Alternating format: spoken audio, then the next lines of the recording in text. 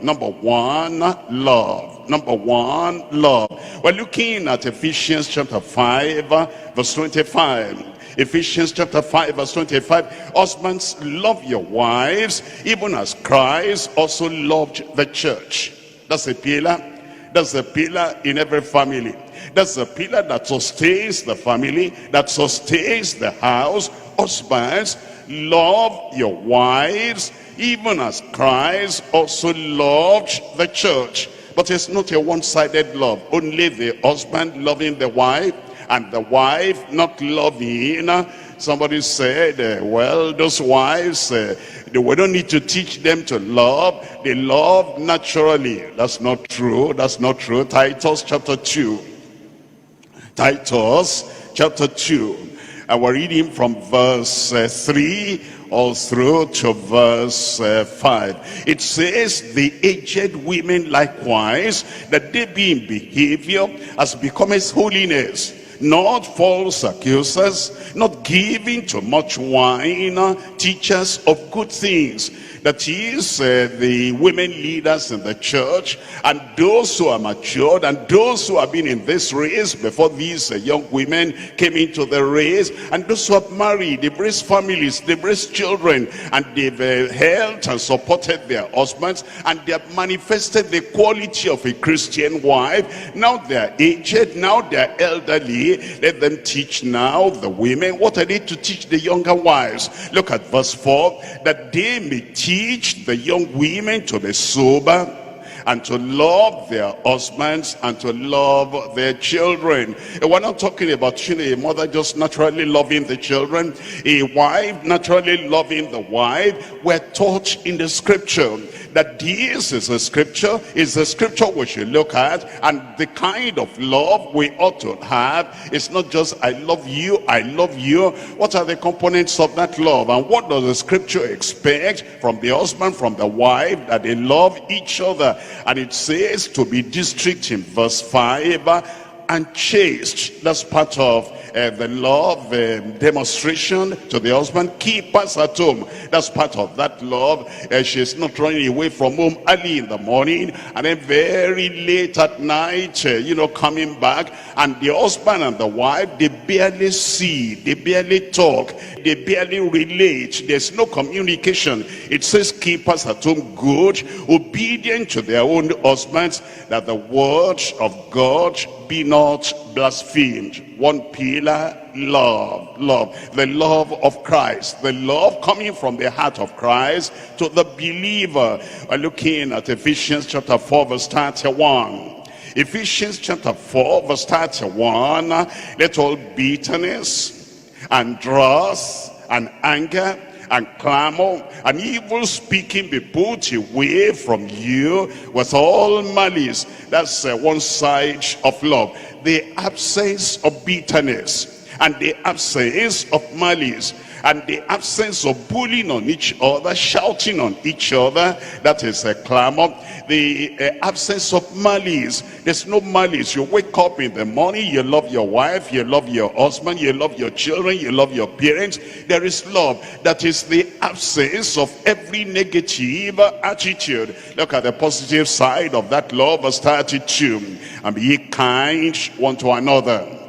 Be thoughtful. Think of kind things you can say, you ought to say, and the kind things you ought to do. Little things, little drops of water make a mighty ocean. And the little acts of love and the little acts of kindness, it says, and be ye kind one to another, tender-hearted, forgiving one another. And that is, you are not keeping the offense. My wife did that, my husband did that, my children did that, my parents did that, and the home is a battleground, and it's a ground for retaliation. I remember what she did. She must suffer for that. I remember what he said about my mother, what he said about my father. He must suffer for that. I remember the way he has, made himself to be like a stranger, a tyrant at home. I must pay him back. It says, forgiving one another, even as God for Christ's sake has forgiven you. That's one pillar. That pillar is love. And this is not just something we learn about, we read about, we study about. It is something we will.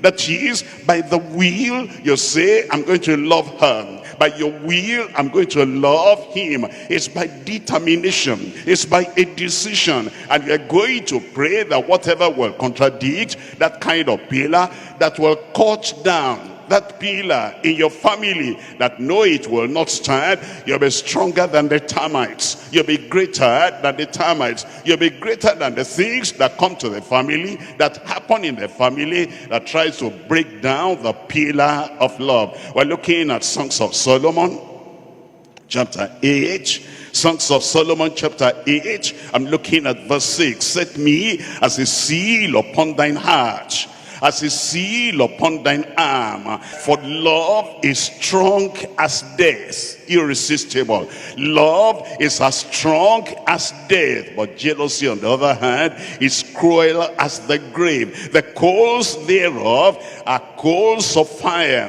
which has a most vehement flame. It's saying that the love you have to your wife, the love you have for your husband, is not something placid, it's not something dull, it's not something dormant, it's not just something quiet. It is fervent, and it has a flame. And you know, if a fire is burning somewhere, somebody will know the fire is burning. You cannot say, you know, I love her, but you know, she may not be able to tell. And you cannot tell how much I love you. My husband, you don't show love to me. You know, it is not what I do, it is not what I say. It may appear that I don't have love for you, but you know, deep in my heart, the love is so deep, I cannot even express it. The love is so deep, you will never see it, but you know, take it by faith. I love you. No, it is something that is like a flame, like fire, and it is fervent. Look at verse 7. Many waters cannot quench love. We're talking of the love of Christ. Husbands, love your wives, even as Christ also loved the church and gave himself for it. You know, persecution might come, jesting might come, maybe between husband and wife. At present now, all you're expecting is not in the family yet. And the parents of the man, they are saying, what kind of a woman is this? We don't have this, you don't have this, you don't have that.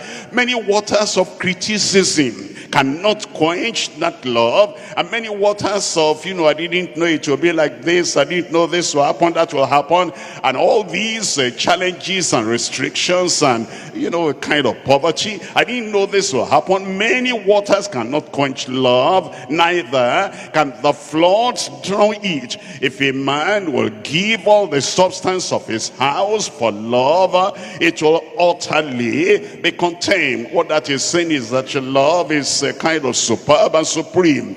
Other men may try to win your attention. It looks like, you know, you made a mistake in that marriage, and you don't have this, you don't have this. You know, if you switch over to me, I can give you this, I can provide this for you. It says no. All those things that people can promise outside your marriage, it will not affect your love. You say, no, thank you very much. My husband is my husband, and is the greatest and the highest king in the whole of the universe for me. Apart from Christ, he is the next person. And my wife is a queen for me, and apart from Christ, she is the next one. And so you are not exchanging what you have for any other thing. Number one pillar, love.